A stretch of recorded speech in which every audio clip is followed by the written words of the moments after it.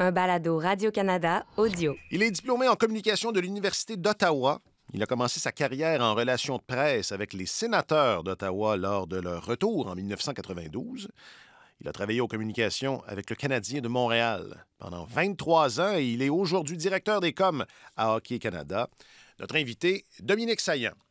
Je m'appelle Alexandre Coupal. C'est tellement hockey, les entretiens.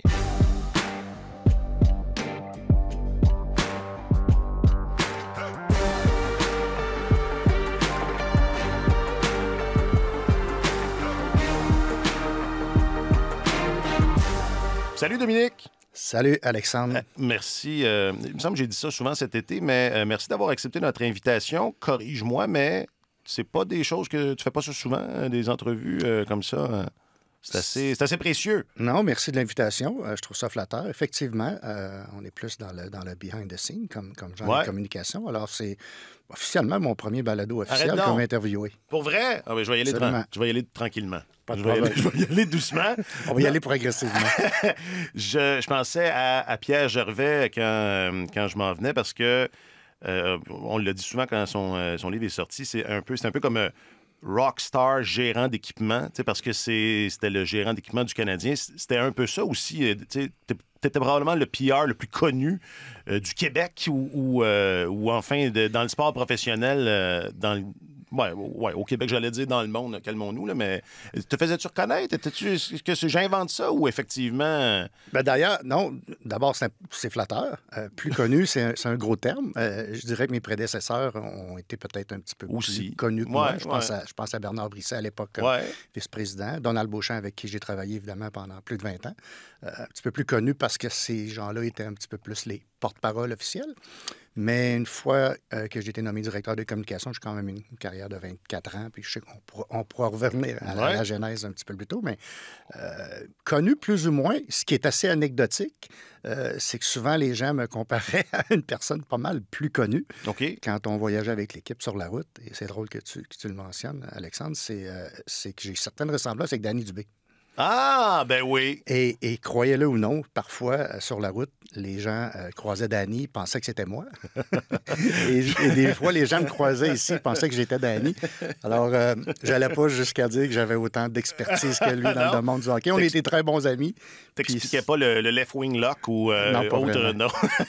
et d'autre part, les gens dans le domaine des communications, j'utiliserai pas le terme relationniste pour le bien de l'entretien parce que je trouve que c'est un terme un peu galvaudé, biaisé, qui est trop large, mais agent de communication, peu importe le rôle qu'on a, spécialisé en communication, on est beaucoup plus dans l'ombre aussi. Alors oui, certaines personnes me disaient j'ai entendu ton nom, je pense que je sais qui tu es, mais sans nécessairement me faire reconnaître dans l'œuvre. Non, je faisais la comparaison avec Pierre Gervais parce que ça aussi, ce sont des métiers de l'ombre, mais parce que c'est le Canadien, il n'y en a pas beaucoup d'ombre. Mais ça aussi, on pourra y revenir.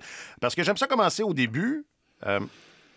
Tu es gradué en communication de l'Université d'Ottawa en 1990. Exactement. Je suis capable de lire une bio. On est là. C'est quoi l'ambition de Dominique Saillant à ce moment-là, quand diplôme en poche? J'imagine que tu y avais pensé avant, mais est-ce que c'était vraiment les relations publiques ou... Écoute, très intéressant d'aborder le sujet. D'abord, si je commence, étant originaire de Québec. Le hockey, comme jeune garçon québécois, a toujours été évidemment une passion. Les athlètes dans ma famille, c'était pas vraiment moi. Je suis gardien de but grâce à mon frère Mario qui m'a initié. Qui t'a mis dans le Qui m'a mis dans un gymnase à dire tu vas gauler parce que moi j'ai gaulé. OK, mais t'étais le petit frère. Le petit frère. On est trois chez nous, mon frère Mario, exactement, ma sœur Martine et moi le plus jeune. Grandi en banlieue de Québec, à Montmorency. Fait que mon frère m'a initié à être gardien, évidemment, en gymnase. Mais les athlètes, chez moi, c'était plus mes nièces. Ma sœur a 2 filles, alors Cathy et Joël, qui ont joué du soccer de haut niveau. Roger Or et la plus jeune, Joël aussi, qui a joué à un certain niveau international. Alors, les athlètes, c'était plus mes nièces. Par contre, chez moi, à Québec, c'était plus le softball. C'était beaucoup plus le softball, le fastball. Alors, le hockey, récréatif, oui. Compétitif, pas du tout. J'ai commencé à mettre les jambières sur glace à l'âge de 18 ans. Quand je suis arrivé à Ottawa, je pourrais te raconter une anecdote là-dessus. Je pense que tu vas la trouver rigolote.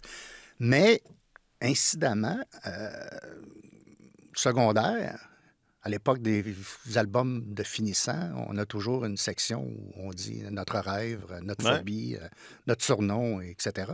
Et j'avais quand même 17 ans à l'époque, gradué du secondaire, et j'avais mis NHL. Alors que je n'étais pas un joueur de hockey. C'était pas, c'est ça. Mais les statistiques me fascinaient. OK. Compilation de statistiques, je regardais les matchs. Ça me fascinait. Je prenais les statistiques, autant baseball que hockey. Et quand je suis arrivé à l'Université d'Ottawa, sachant que je ne serais pas un gardien de but au niveau de la Ligue nationale... À ce moment-là, il est un peu tard. J'ai dit peut-être que je peux faire carrière à un autre niveau et atteindre la Ligue nationale à un autre niveau. Et c'est ce que je suis devenu par la suite. Est-ce que... parce que je pense à certains confrères qui, c'est ça, eux voulaient atteindre la Ligue nationale, mais comme journalistes, ils ont réussi. Est-ce que toi, la voie était déjà décidée ou est-ce que ça aurait pu être... Est-ce que, dans le fond, le plus important, c'est que ce soit en lien avec la Ligue nationale ou... Mais tu parlais des statistiques ou ça, cet aspect-là était plus important? Je visais la Ligue nationale. Je pense qu'il y a une raison pour laquelle j'avais mis ça dans mon album de finissant à l'âge de 17 ans. Je visais absolument la Ligue nationale. Ça me fascinait. Je me souviens quand mon père m'amenait au hockey à Québec, j'étais un partisan des Flyers de Philadelphie aussi. Comment ça? Paradoxal. Mais c'est bien bizarre. Vous étiez combien des partisans des Flyers de Québec? Oui, c'est ça. Moi et mon chum Claude. Dans l'époque, les Bobby Clark de ce monde, les Coupes Stanley. Je ne sais pas pourquoi. C'était les Flyers. Mon père m'amenait au match des Flyers à Québec et j'attendais les joueurs après. Ah ouais? À la sortie nord-ouest, je ne me trompe pas, du Colisée pour attendre les joueurs à moins 40 l'hiver. Mais je regardais la passerelle de presse. Je regardais le match et je regardais la passerelle de presse. Je voyais les journalistes. Je me dis, moi, c'est ce que je veux faire. Statistique ou non, c'est ce que je veux faire. Et par la force des choses, ben ça a développé pour moi une ambition. Le journalisme également. Mm-hmm. Si je recule un petit peu en arrière, Alexandre, quand je suis arrivé à l'Université d'Ottawa, j'ai pensé que je pouvais faire l'équipe comme gardien de but avec les GGs, le club universitaire à l'époque. J'ai fait un premier entraînement sur glace. Je me suis rendu compte que j'avais peut-être pas nécessairement les habilités. La façon dont t'en parlais, je ne pensais pas que tu t'étais essayé au camp. Oui, je me suis essayé. Okay. Deux entraînements. Okay. Après le premier entraînement, je me suis dit, j'ai peut-être beaucoup de travail à faire. Ce qui est très drôle, c'est que j'ai fait le deuxième entraînement le lendemain. Et ensuite, il y avait un off-ice workout, c'est-à-dire un entraînement hors glace. Et à Ottawa, bien évidemment, le complexe des GGs était sur le campus. Et le deuxième entraînement, il fallait courir jusqu'au Park Lansdowne, c'est-à-dire le stade des Rough Riders et le centre civique, et revenir à la course. J'ai fait l'aller à la course. Je me suis rendu compte que ma forme physique n'était pas ce que je pensais, que je n'aurais pas de carrière de gardien de but. Et j'ai marché pour le retour. Et c'est une très belle marche en passant sur le bord du canal Rideau. Et je me suis rendu pratiquement directement au service des sports de l'université pour donner mon nom comme, OK, je vais utiliser le terme relationniste à l'époque des GGs. Okay. C'est comme ça que ma carrière a tout simplement débuté. Par contre, après mes universités, après mon année universitaire en 90, j'étais journaliste dans l'Est ontarien. Ah oui? Oui, absolument. Un journal qui s'appelle le journal Le Reflet d'Embrun, milieu rural. Oui, je connais. Alors, j'ai eu une carrière journalistique quand même qui a duré quelques années jusqu'à mon embauche avec les sénateurs d'Ottawa en 92. Parce que c'est ça, il y a un bel alignement. Tu gradues quand, pas longtemps après, les sénateurs arrivent. Et là... comment dire, des gens qui ont ton profil, j'imagine, dans la capitale nationale, tu dois avoir un bel avantage ou du moins un beau CV à montrer. Oui, effectivement. Et la venue des sénateurs a fait en sorte qu'il s'est passé un déclic pour moi, là, avant étant été journaliste dans un milieu rural, pour un hebdomadaire. Bon, on couvre un peu de sport, mais on s'entend qu'on couvre aussi les assemblées de conseil et la réunion des optimistes, c'est tout ça, mais c'est très bien, c'est un bon début dans le milieu. Mais la venue des sénateurs a fait en sorte que je faisais encore un petit peu de télé communautaire, de mon temps libre, un peu de radio communautaire, un peu de travail journalistique pour La Rotonde, le journal de l'université. Et là, j'ai décidé d'animer une émission de télé à Métro 22, une station de télévision communautaire, sur la venue des sénateurs à Ottawa. Okay. Je n'étais pas animateur de télé, pas du tout. Je ne suis pas sûr qu'il y avait beaucoup de téléspectateurs à l'époque. D'ailleurs, je pense qu'on devait prendre des questions en studio avec mes invités. Les téléphones ne marchaient pas. Mais c'était un début. On a tous fait ça. On aurait tous fait ça. À l'époque, j'avais Laurent Benoît, qui était le premier directeur des communications des sénateurs, comme invité. Pierre Jury, journaliste du droit, qui a couvert les sénateurs longtemps. Et Michel Lapointe aussi, qui a fait les matchs à la radio à l'époque. Écoute, on recule de presque 40 ans, là. En toute humilité, ça fait un bout, on parle de 80. Ça fait 30 ans. Ouais. Non, excuse-moi, exactement. Ouais. Excuse-moi, D'ailleurs, ça doit être l'anniversaire des sénateurs bientôt. Est-ce que j'ai manqué? OK, c'était l'année passée, pendant la pandémie. Ça fait 30 ans. J'ai dit 40, mais c'est 30 ans. Et puis, cette émission-là a fait en sorte que j'ai rencontré M. Laurent Benoît, qui m'a embauché comme adjoint au directeur des coms pour les sénateurs en 92. Et c'est comme ça que ça a commencé. C'est comme ça que ça a commencé. Bon, j'ai une question. Il y aura quelques détours philosophiques. Pas de problème. Est-ce que c'est important d'avoir pratiqué le journalisme pour être bon en relation de presse? Je vous dirais que oui, parce que les communications, c'est vague. Mm-hmm. Et à l'idée de faire un travail de journaliste, je pense qu'il faut que tu le vives avant de décider de passer de l'autre côté de la clôture. On le dit comme ça. Il n'y a pas de jeu de mots. C'est une relation. Absolument. On est deux. Mais je me suis rendu compte assez rapidement que ce que je voulais faire, c'est de travailler pour une organisation sportive au niveau des coms. Et j'avais peut-être pas cet appétit-là d'être journaliste de carrière. Alors oui, absolument. Non, puis je pose la question parce que moi, je pense que pour faire ce que je fais, mes patrons devraient l'avoir fait. C'est un animal que je nourris. Revenons au sénateur. Qu'est-ce qui se passe parce que tu as été là 2-3 ans? Pas très long. Les 4 premières années. Qu'est-ce qui se passe pour que tu viennes à Montréal? D'abord, les 4 premières années des sénateurs, il n'y avait rien de facile, on s'entend. C'était une équipe d'expansion. Ouais. Je me souviens du jour où le directeur général de l'époque, Randy Sexton, étant de Québec, je ne te cacherai pas, Alexandre, que mon anglais était bien, mais il devait être amélioré. OK. Et je me souviens très bien que Randy Sexton me l'avait dit à l'époque, ton anglais, ça doit être en anglais. Tu l'avais dit en anglais. Oui. J'ai répondu en anglais. Quoi qu'il parlait un petit peu français. Alors, j'ai dit « Don't worry, my English will be improved » dans un anglais respectable. Ouais. Et ça a été quand même 4 belles années. Rien de facile à l'époque parce que les bureaux étaient à Nepean, qui est une petite banlieue entre Ottawa et Kanata. Le centre Corel Palladium, à l'époque, construisait à Kanata. Et les matchs avaient lieu au centre civique, dans le centre-ville d'Ottawa. Qui est au centre-ville. Le stade de football aussi. Alors, il y avait beaucoup de voyagements le jour de match.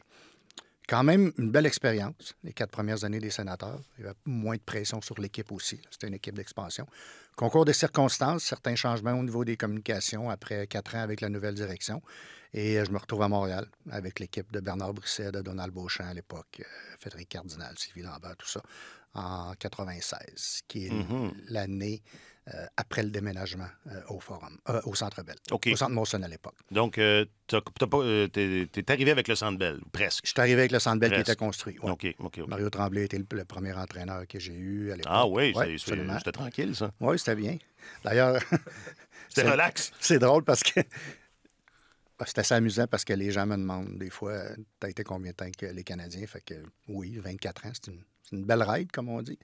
Fait qu'à la blague, je leur dis, j'ai eu tous les entraîneurs 2 fois. Alors, ça résonne un peu le nombre d'années où j'étais à l'emploi du club. On attend le retour d'Alain Vigneault. Effectivement. Je pensais qu'on était là, mais... Quoique Alain, je l'ai eu 2 fois parce qu'il était entraîneur adjoint avec les sénateurs au début. Aïe, c'est vrai. Et je l'ai eu à Montréal. Là... je disais, le Canadien, il n'y a pas de coulisses, il n'y a pas d'ombre avec le Canadien. J'imagine que tu constates ça rapidement. Je ne veux pas rien enlever au sénateur, là, mais veux pas... c'est le bout du bout, disons ça comme ça, le Canadien. J'imagine que c'est évident quand tu fais la transition. Quand tu dis qu'il n'y a pas d'ombre, tu parles au niveau de la couverture médiatique et de je disais que tu étais un peu un rockstar PR. Puis même chose pour Pierre Gervais. On vous connaît parce que c'est ça, il n'y a pas d'ombre dans ce sens-là. On sait tout. Tout le monde veut tout savoir. Puis quand je dis on, je parle pas là, des médias, là, je parle du monde. Effectivement. en général. Par la bande, on est connu. Oui, c'est ça. Je pense qu'une des qualités d'un bon agent de communication, puis je me souviens, Donald, à l'époque, m'avait toujours dit ça, c'est qu'à la fin de la journée, si on t'a pas vu, si tu étais capable de marcher entre 2 murs, mais que la job est faite, je pense que tu as les compétences d'être un bon communicateur. C'est intéressant. Parce on dit ça, nous autres, d'un bon défenseur de 3e paire. Effectivement. Un bon PR, c'est la même chose. On t'a pas vu, mais la job is done. Si jamais... OK. Non, on garde ça en tête. Donc, j'allais dire... quand tu arrives avec le Canadien, ça doit être... ce dont on parle là, ça doit se mesurer. Oui, là. absolument. Et tu t'en rends compte aussi. Le marché d'Ottawa était quand même un bon marché. En fait, dans la Ligue nationale, ce que je dirais, c'est que les marchés canadiens sont très couverts. On fait souvent allusion à certains marchés américains qui ont moins de couverture, surtout, entre autres, en raison de la couverture télévisuelle, on ne se le cachera pas. Mais les marchés canadiens, ça bouge beaucoup, dans l'Ouest aussi. Mais effectivement, tu arrives à Montréal, c'est une autre dimension. Il faut que tu sois conscient de cette ampleur-là aussi. Graduellement, tu apprends à vivre avec cette réalité-là. Comme spécialiste des communications, il faut que tu t'ajustes à certains dirigeants hockey aussi, il ne faut pas se le cacher. Il y a eu plusieurs dirigeants à l'intérieur de l'organisation et certaines personnes ont besoin d'avoir la perception, la perspective juste. C'est quoi le marché montréalais? Sans exagérer quoi que ce soit. Même chose au niveau des joueurs, Alexandre. Ce pas tous les joueurs qui peuvent être facilement adaptables à un marché comme Montréal, mais je pense qu'on est là aussi pour leur donner leur juste, question d'équilibre, savoir à quoi s'attendre, qu'est-ce qu'il y en est, et ne pas exagérer non plus les choses dans le sens que, oui, c'est un marché exigeant, c'est un marché où il y a beaucoup de médias, mais à la base, le travail est le même. Est-ce que c'est mieux ça? Je sais pas, avais-tu des confrères ailleurs dans la Ligue nationale aux États-Unis qui t'enviaient, ou à l'inverse, tu sais, des fois, ça avait peut-être l'air le fun à travailler comme pour le Lightning ou les Kings. Je dis ça comme c'est des noms qui me viennent en tête là, sans réfléchir. Un peu des deux. Oui. Dépendamment du marché. De la journée. Dépendamment certains marchés ont besoin de couverture médiatique. C'est ça, parce que le travail peut être plus astreignant de motiver les médias. Bien, surtout dans des marchés où il y a plusieurs équipes professionnelles, on ne se le cachera pas. Des marchés comme New York, des marchés où il y a plusieurs autres équipes et le hockey n'est pas nécessairement le sport numéro un. Certains gens des communications se doivent d'aller chercher une certaine couverture dans certains marchés.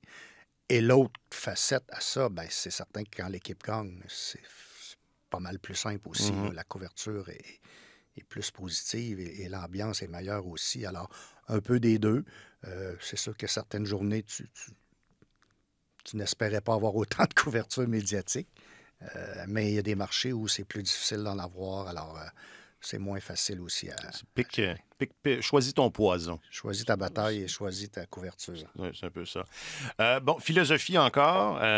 Puis, sans entrer dans les détails, moi, je me demande souvent, parce que tu disais, il faut que les dirigeants... La stratégie de communication, veut pas, elle vient des patrons, là. Et ces patrons-là ont changé avec le temps.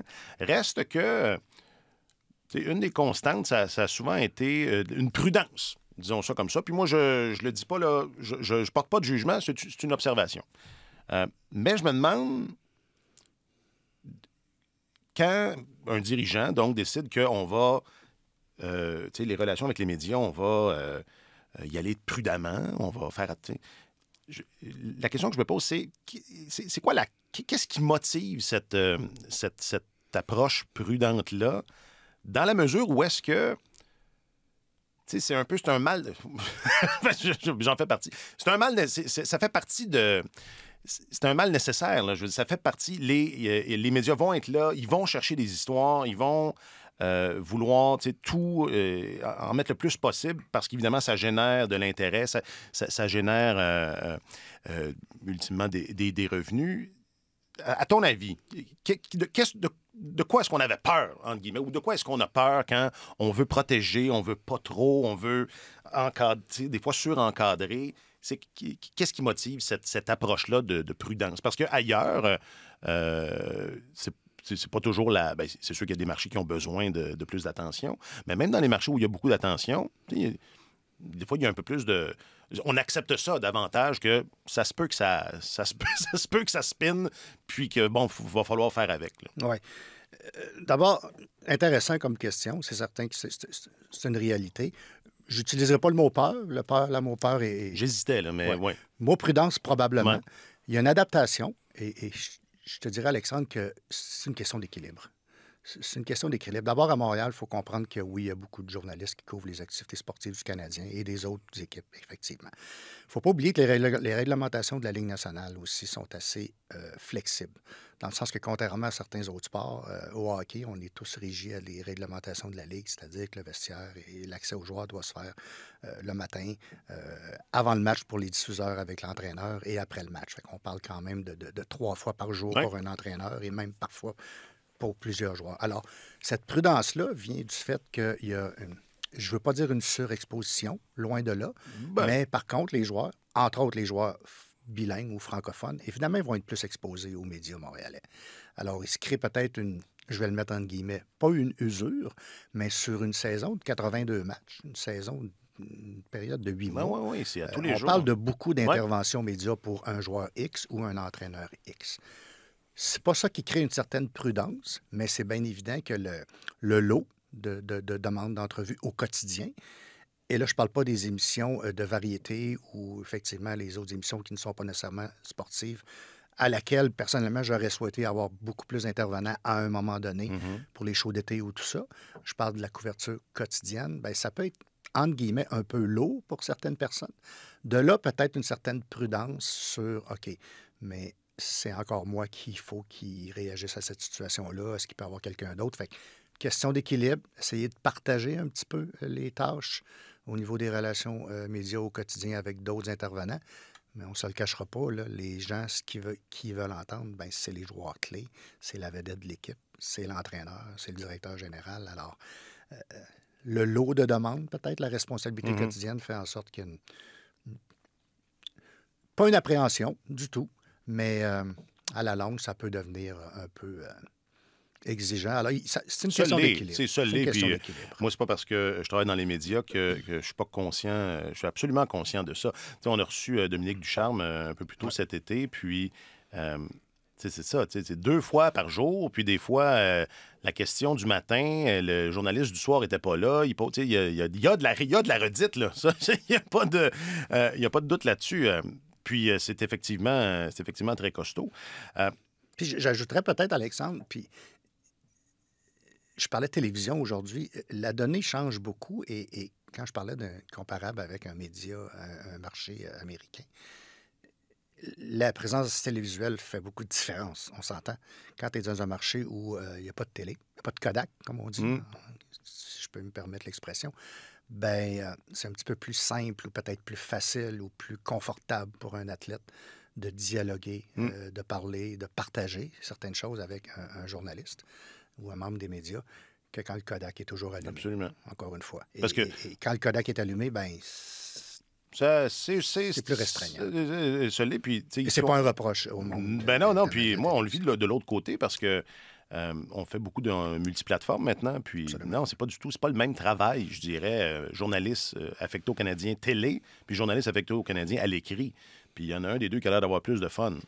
Mais je dirais pas lequel. Absolument. Et ce qu'on essayait d'instaurer à un moment donné, dans les dernières années, et je pense que si je ne me trompe pas, Sidney Crosby a fait ça pendant une bonne partie de sa carrière, je me demande s'il ne le fait pas encore, mais il est à Pittsburgh, tu vas dire, il y a un petit peu moins de médias électroniques. Alors, ce qu'il faisait, c'est que 2 mêlées de presse. Pour ne pas utiliser le mot Scrum que je n'aime pas. Là. Alors, il faisait les médias électroniques, télé-radio, et ensuite, il prenait le temps. Parce que, je ne sais pas si tu as remarqué, mais Sidney Crosby était toujours assis. Toujours assis quand il fait des entrevues, ce que nous, on demande à nos joueurs de ne pas faire. Là. Surtout côté télévisuel, ce qu'on n'aime pas comme genre des communications. Ça fait pas une belle shot. Ben non, pas du tout. T'es en plongée. Non. Puis surtout à Montréal, alors que les mêlets de presse sont assez... Il y a du monde. Alors, on utilisait un petit riser, une boîte en bois. J'ai fait ça souvent. Là. J'ai demandé aux joueurs d'embarquer sur le petit riser. Puis télévisuellement parlant, ça faisait une grosse différence aussi. Là. Le joueur était un petit peu plus en position pour faire ses mêlées de presse. Alors, Sidney en faisait 2. Médias électroniques et ensuite un média écrit, un petit peu plus casual, un petit peu plus informatif. Par contre, à Montréal, c'était difficile de faire ça parce que, et je peux comprendre les gens qui travaillent dans le domaine des médias, oui, c'est bien beau, mais si Carey Price fait sa mêlée de presse avec les médias électroniques seulement, et qu'ensuite, il y a strictement les journalistes aussi de la télévision, mais sans Kodak ou sans micro, ben là, c'est parce que s'il dit quelque chose d'assez compromettant ou d'assez percutant, ben on le veut à la caméra. Tout à fait légitime comme argument. Ben oui. Pas facile. Non. Puis là, dans les deux langues, je ne vais pas en rajouter, mais ça aussi, c'est non négligeable. Bon, écoute, arrêtons de tourner autour du pot. Qu'est-ce qui était le plus difficile dans ce travail-là? Arriver à 2 heures du matin d'un voyage à New Jersey, à Boston ou à Calgary et être présent le lendemain matin au bureau tôt pour une autre journée d'entraînement. Le voyagement est difficile, pas seulement pour les joueurs. Je ne m'attendais pas à cette réponse-là. L'horaire de l'équipe, le voyagement, certaines difficultés des fois quand la logistique n'est pas toujours la bonne, la température. Alors, tu arrives tard, tu commences tôt. Il y a certains congés, mais pas beaucoup. Les semaines sont longues, les journées sont longues. Tu vas arriver un dimanche en plein été où tu penses que tu as congé, mais qu'à un moment donné, le directeur général t'appelle parce que il a fait une transaction. Dale Louis a été échangé. Oui, puis là, le Wayne Gretzky polonais, non, c'était de Dutch. C'est quoi Dutch? Néerlandais? Oui, c'était pas ça, c'était Dale Louis, enfin. Non, je dis Dale Louis parce que... Ça m'est revenu rapidement. Je me souviens d'avoir scrapé un dimanche avec Dale Louis. Mais, d'ailleurs, c'est le nom de son podcast à Dale Louis. Scraper un dimanche avec Dale Louis. Ça se peut très bien. Non, je sais pas. Alors, peut-être... L'horaire, évidemment, il faut que tu t'ajustes. Ouais, OK. Il faut que tu t'ajustes. Oui. Ta bulle de vie, quand tu es dans ce milieu-là, le travail prend beaucoup de place. C'est une question d'équilibre, encore une fois. Fait que je te dirais que les horaires, il faut s'adapter. Okay. Et c'est le même cas pour le personnel médical. Pierre Javet pourra te le dire au niveau de l'équipement aussi. Là. C'est beaucoup d'heures, c'est beaucoup de travail. C'est ça, c'est régi. Pendant la saison, c'est ce qui passe, c'est ce qui prend toute la place. Sans que ce soit personnel, là, sans nécessairement entrer dans le détail, est-ce que... pas la fréquence, mais... Il y avait des joueurs ou des gens que c'était difficile avec les médias, qui ne voulaient pas en faire. Est-ce que ça arrive? Est-ce que c'est fréquent? Comment on gère ce bout-là? Parce que tu es un peu pris Tu sais, moi, je veux faire une entrevue avec X. Moi, je veux, là, j'ai un plan, j'ai une bonne idée, c'est un bon sujet. Je veux. J'appelle. Là, mais X, lui... je ne l'intéresse pas pantoute. Ça arrivait, ça? C'était difficile? Oui, ça l'était. Évidemment, on n'est pas là pour nommer des gens. Je ne veux pas tomber dans le piège de nommer certaines C'est vraiment pas joueurs. Non, absolument pas. Non. Mais effectivement, tu as des joueurs qui sont un petit peu moins adaptés ou intéressés ou à l'aise à faire certaines entrevues. Bon, ça vient avec le territoire, il ne faut pas se le cacher. Là. Je veux dire, quand tu es un joueur vedette dans un marché comme Montréal, tu te dois de faire face à la musique. On est là pour les aider. Une chose est certaine, et c'est drôle parce que c'est assez paradoxal, les gens souvent pensaient que notre travail était de dire aux joueurs quoi dire ou dire au coach quoi dire. C'est pas ça du tout. Le joueur, à la fin de la journée, on va l'aiguiller, on va l'envoyer dans une direction, on va lui donner la saveur du jour. C'est normal. Non, puis le préparer pour une préparation. Ouais. Mais le discours lui appartient, le propos lui appartient. Et Philippe Danault est un bon exemple. Il nous demandait tout le temps, je pourrais le chercher, y a-t-il quelque chose que je devrais savoir aujourd'hui? Parce que je parle aux médias après. Alors oui, il y a certains intervenants que ça leur tentait moins. On ne peut pas forcer la note à personne. Quoique les réglementations de la Ligue nationale faisaient en sorte que tu n'as pas le choix. Ouais. Ben oui, que ce soit un joueur X... si tu étais le joueur du match, puis qu'après le match, tu ne veux pas parler aux médias, il y a quelque chose qui ne fonctionne pas. Alors, on a dû forcer la note à certains intervenants à un moment donné, d'autres plus que moins. Mais contrairement, Alexandre, à certains autres sports, sans les nommer, les joueurs de hockey, et je ne le cacherai pas, sont très accessibles à ce niveau-là. Certains sont plus à l'aise que d'autres, mais d'autres sont beaucoup plus accessibles. Par contre, il y en a d'autres que ce n'est pas leur tasse de thé, que le marché de Montréal, c'est peut-être pas nécessairement... Parce que veut pas ici, c'est ça. Même le défenseur de la troisième paire qui est passé inaperçu, justement, on l'a remarqué qu'il était passé inaperçu et on veut y parler. Donc, même lui, il faut qu'il se coltine les questions. Ben oui, il faut qu'il comprenne. Puis, c'est pas la fin du monde. Là. Je veux dire, c'est un exercice. Tu contrôles ton message, choses que ça. Et une chose que les joueurs ne faisaient pas beaucoup, et on leur disait, je me souviens, Patrice Brisebois l'a fait à quelques reprises, Mike Camilleri, certains joueurs, à un moment donné, ils en ont assez ou s'ils ne veulent pas répondre à une dernière question, bien, dans d'autres domaines, on voit ça aussi, que ce soit en politique ou quoi que ce soit, tu as une mêlée de presse, mais s'il faut que tu ailles t'entraîner ou tu t'en vas pour un traitement, tu peux toi-même dire... Messieurs, dames, c'est tout le temps que j'avais. Je vous reparle demain. Ouais. Merci d'être là, mais je dois passer à autre chose. Les joueurs n'avaient pas ce réflexe-là de le faire. Et une anecdote là-dessus, je me souviens très bien. Bon, à Montréal, les gardiens de but et dans certains marchés de la Ligue aussi, bon, les jours de match, le gardien parle après le match. Il y a des écoles de pensée là-dessus, puis il y a certaines personnes qui vont dire qu'il pourrait nous parler le matin du match. Absolument, c'est très légitime. Je nommerai pas le nom du gardien, mais un gardien substitut qui a été à Montréal pendant quelques années, il ne parlait pas le jour de match, on s'entend là-dessus, juste après le match. Mais lui, il ne voulait pas parler le jour de match, même quand il ne gaulait pas. Je suis gardien de but. C'est pas parce que je suis numéro 2, j'ai les jambières. Et c'est ça. Fait que là, on nous le disait, ouais, mais je veux dire, Carey parle pas parce qu'il goal ce soir, mais il y a un sujet X, c'est parce que tu goal pas ce soir. Et ce joueur-là avait été changé aux Oilers d'Edmonton, puis mon homologue à Edmonton, il m'avait appelé 2 jours après, il dit, coudonc, ton gars, il parle pas, même quand il goal pas. Ben, j'ai dit, excuse-moi, c'est son choix.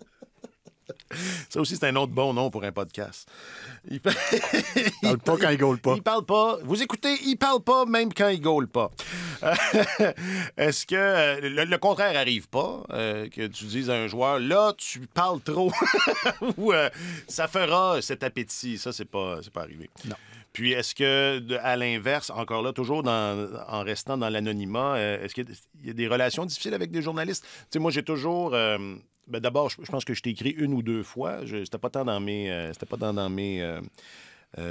tâches, mais tu essaies de soigner. Quand tu es journaliste, tu essaies de soigner tes relations. Mais est-ce que c'est arrivé que, je sais pas, il y a quelques allumés qui... La réponse va vous surprendre, va te surprendre, Alexandre, mais c'est non. Okay. Pour une raison quelconque, il y a tout le temps eu cette complicité-là. Bon, loyauté envers l'organisation, mais compréhension du travail des journalistes aussi. Ce qui est le plus difficile, c'est de devoir dire non à plusieurs demandes. C'est ça. Aimes-tu ça dire non? As-tu des enfants? J'ai pas d'enfants. alors j'aime moins dire non. Mais effectivement, des fois, tu souhaiterais que... Je parlais tantôt des émissions un petit peu plus variété, un petit peu plus hors sportive, hors contexte. Sans les nommer, mais il y en a plusieurs. On aimerait que certains intervenants en fassent plus que soi-même pendant la période estivale. Mais parfois, le lot de travail durant la saison fait en sorte que soit que l'intervenant n'est plus là ou soit qu'il dit que moi, j'en ai fait beaucoup, fait que je préfère... J'en ai fait 2 fois par jour. Alors, les demandes affluent de plusieurs médias, pas juste à Montréal. C'est de dire non qui est le plus difficile, mais relation avec des journalistes, absolument pas. Je pense qu'on est fait pour s'adapter dans ce milieu-là aussi. Et puis... il y a toujours moyen de discuter aussi avec un intervenant quand les choses ne font pas. Et on en a eu des discussions un peu corsées avec certains intervenants du milieu des médias pour s'ajuster aussi. Ouais. C'est notre travail de le faire et surtout de passer le message à la direction que certaines situations font en sorte que ce serait peut-être mieux d'agir de cette façon-là. Bien, c'est ça. Comme je disais tantôt, c'est un peu pris entre le trait d'union. C'est ça. Bien, pris, c'est péjoratif. C'est ça. Le trait d'union, c'est mieux, effectivement. Bon, j'ai une petite rafale de facile. Le plus beau souvenir avec... Non, mais plus facile, je parle pour l'intervieweur. C'est comme textbook, genre. Ta plus belle qualité, ton plus beau taux d'effort. Oui, c'est ça. Plus beau souvenir avec le Canadien? Écoute, il y en a eu plusieurs. Effectivement, les séries de 2010, alors que le printemps à Lac, alors que l'équipe s'est rendue en 3e ronde de série, on a senti vraiment qu'à quelque part, il y avait vraiment quelque chose qui se passait à Montréal. L'équipe a passé proche de se rendre en finale à cette année-là. C'est l'année où on a vécu de belles choses. Évidemment, le retour de Saku Koivu après son cancer, ça sont des beaux moments. Ça a été des situations particulières à gérer au niveau communication, de relations de presse, mais ça a été des moments magiques. On a vécu quand même quelque chose de particulier au niveau des partisans à Montréal. Je saisis l'occasion. Je suis curieux. Pourquoi? Qu'est-ce qu'il y avait de... évidemment, le contexte est particulier, là, mais... les playoffs, évidemment, là, les séries. Non, mais je parlais du retour de du retour de Saku, qui a quand même été atteint d'un cancer au niveau du lymphome, et puis le Dr Mulder était sorti publiquement pour expliquer qu'est-ce qu'il en était. Saku était capitaine du Canadien, puis il tenait à cœur, évidemment, de faire un certain retour au jeu. C'était pas certain, évidemment, il était très affecté par la maladie. Et quand il a fait son retour au jeu, je pense qu'il restait 2 matchs à la saison à l'époque, puis le club avait fait les séries. C'était particulier à voir, il fallait le vivre. Et l'ambiance du Centre Bell fait en sorte que quand tu vis ces moments-là, même comme employé, tu n'es pas dans le vestiaire nécessairement, tu n'es pas sur le terrain, mais tu le vis. Ces moments-là, tu les vis. Tu as une complicité avec le joueur aussi. Alors, tu fais un peu partie de cet exercice-là. Et mis à part la carrière avec le Canadien, j'ai eu la chance de travailler avec Hockey Canada aussi pour certains événements grandioses. Et puis, les Sochi 2014, mes seuls Jeux olympiques. J'avais été prêté à Hockey Canada, puis on a gagné la médaille d'or à Sochi. Ça a été particulièrement un exploit et un fait d'armes dans ma carrière. Puis disais-tu à Sydney, lève-toi pendant les entrevues, non? Bien, écoute, c'est intéressant parce que dans l'événementiel, on est carrément différent. Et le parallèle est intéressant à faire parce que, évidemment, c'est pas une saison de 8 mois, de 182 matchs et de je ne sais pas combien d'entraînements et dispo aux médias. L'événementiel, bien, fait en sorte que d'abord, ce sont tous les meilleurs joueurs qui participent à un tournoi. Ils représentent leur pays. Ils sont à l'aise avec, évidemment, ce côté-là du travail. Et l'équipe gagne. Alors, effectivement, c'est différent, mais non, je laissais Sidney faire ses choses. Je pense qu'il va être correct. Mais oui, ça doit être plus... C'est ça, l'ambiance doit être complètement différente. Absolument. Tout à fait différent. Et j'adore faire des événements aussi. Là. J'ai la chance d'en faire avec l'organisation présentement. C'est une dynamique tout à fait différente parce que ça a évidemment, ça a une période de temps limitée. Alors, évidemment, l'athlète va se donner pour performer. Évidemment, représenter son pays, il y a beaucoup de pression. Mais au niveau médiatique, ben ils vont se prêter beaucoup plus au jeu parce que c'est régi différemment. Les réglementations sont différentes aussi. Puis, ben tu t'adaptes, puis à un moment donné, le tournoi finit, puis tu c'est ça. Puis tu es déjà dans un... J'en sais rien, là, mais tu es déjà dans une ambiance où est-ce qu'il y a de fierté. Tu es fier d'être là, de représenter ton pays. C'est comme c'est une grande fête sportive. Il y a moins de controverses, forcément, et tu as moins de matchs. Alors, tu sais, tu as moins de... Il y a moins de redondants. Oui, exactement, c'est ça. C'est pas comme encore Buffalo. C'est ça. Ouais. Quoi? Pour ne pas nommer Buffalo. Non, j'ai pas fait Quoi exprès. que c'est une Buffalo, c'est une belle ville. Oui, puis ils ont un club en plein bourré, enfin plein de promesses. Là, ils peuvent en prendre un peu. Textbook du guide du petit intervieweur. Le pire souvenir? Pire est un mot que je vais mettre en guillemets, Mauvais. mais je vais te nommer un moment. Je ne veux pas dire pire, mais peut-être le plus déséquilibrant. Je ne sais pas si je peux utiliser ce terme-là, mais... Pas le fun. Bien, particulier à gérer. OK. Et tu vas comprendre. Avec, évidemment, les plateformes de médias sociaux. On comprendra que tous les clubs, maintenant, vont utiliser les réseaux sociaux pour faire leurs annonces. Ouais. Et c'est tout à fait légitime aussi pour éviter des fuites et puis pour contrôler un certain message. Alors, c'est la mort de M. Béliveau. En 2015, je ne vais pas me tromper, en décembre, on était au Minnesota. Il est tard le soir, il y a un décalage horaire, on a un téléphone de Régent Houle qui nous apprend le décès de Jean Béliveau, qui est une... Écoute, ça, il n'y a pas plus majeur que ça. Une idole dans le monde du hockey, évidemment dans le monde du sport international. Et j'ai dû, avec un collègue du service de marketing qui gérait les réseaux sociaux, je dis malheureusement parce que pour moi, il y avait quelque chose qui ne collait pas, mais il fallait le faire comme ça. Il fallait annoncer la mort de Jean Béliveau sur la plateforme Twitter.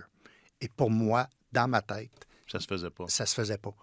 Par contre, on se devait de le faire.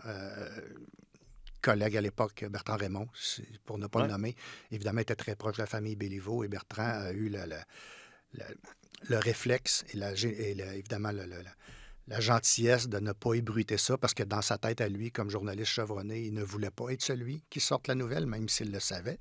Il préférait que ça vienne de l'équipe. Alors pour ça, c'était très, évidemment, apprécié. Alors, évidemment, Bertrand avait communiqué avec Régent Houle pour dire, écoutez, je le sais, c'est fait. Il y avait eu la nouvelle, mais on se devait de le faire, malheureusement.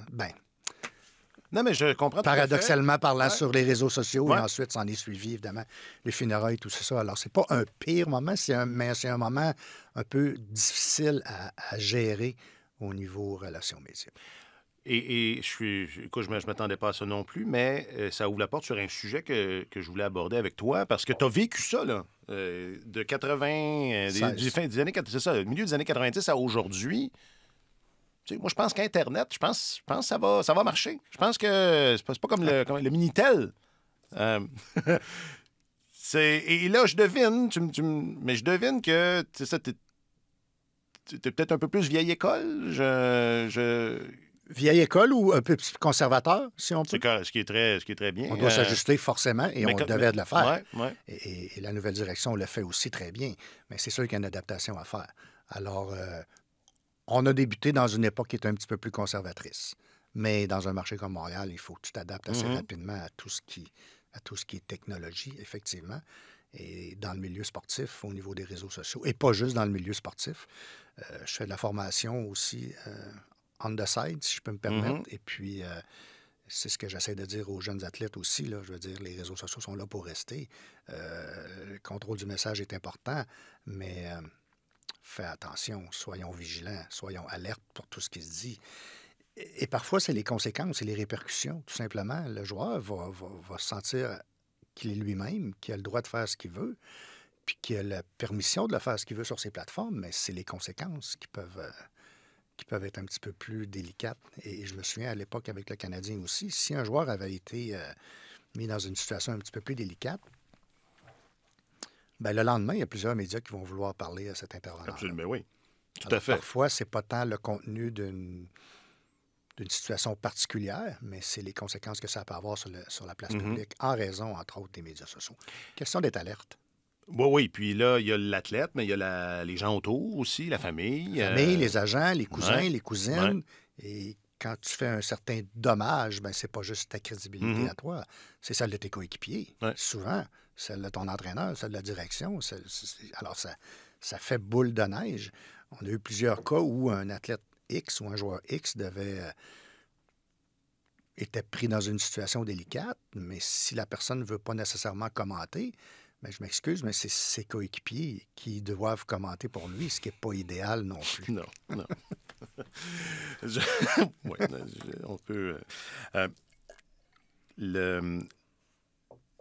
Il y a des équipes qui sont très... qui ont besoin de le faire. Tu sais, on parlait des marchés où il faut un peu motiver le monde autour.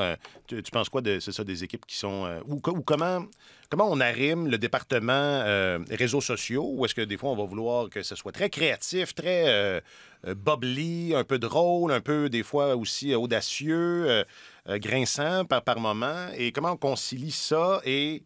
Je parlais tantôt, je parlais d'être pris là, entre l'arbre et l'écorce, mais comment c'est une écorce supplémentaire. C'est une écorce supplémentaire. Comment il y a des défis à l'interne. Il y a des défis à l'interne. Est-ce qu'il y a des chicanes?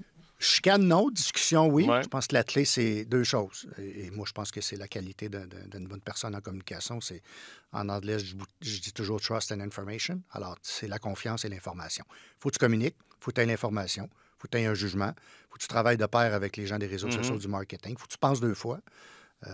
Il faut que tu repenses aussi. Mais maintenant, il faut que tu aies une certaine audace et il ne faut pas que tu retiennes. Il ne faut pas robotiser dans notre milieu, surtout à l'ère des médias sociaux maintenant. Les joueurs veulent être eux-mêmes, les joueurs veulent être présents sur leur plateforme. Ils ont des agents, c'est une forme de promotion aussi.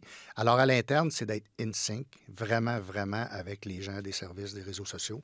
Avoir le go du personnel hockey. Ça ne le cachera pas. Les gens de la direction hockey aussi ont un mot à dire là-dessus, mais ça prend une certaine liberté, une certaine latitude aussi pour prendre des décisions.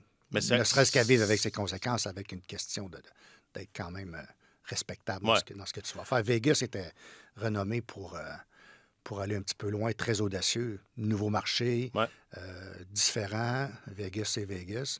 Par contre, si je ne m'abuse, la personne responsable des réseaux sociaux avait perdu son emploi à un moment donné. Elle a poussé l'enveloppe un peu.